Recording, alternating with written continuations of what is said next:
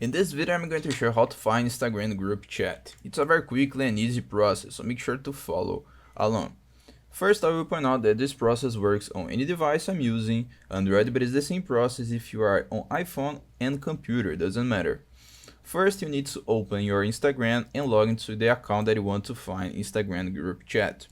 Then you will see 5 options right here, but the option that interests us is this one at the top right corner, the messenger button. So click right here, and here you will see all messages, all chats that you have on Instagram.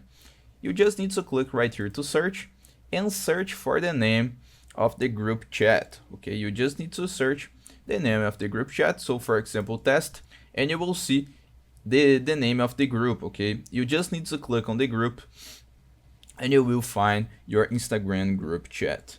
I hope I help you on how to find Instagram group chat. So if this video helped you in any way, hit the like button and subscribe to our channel to receive useful tips.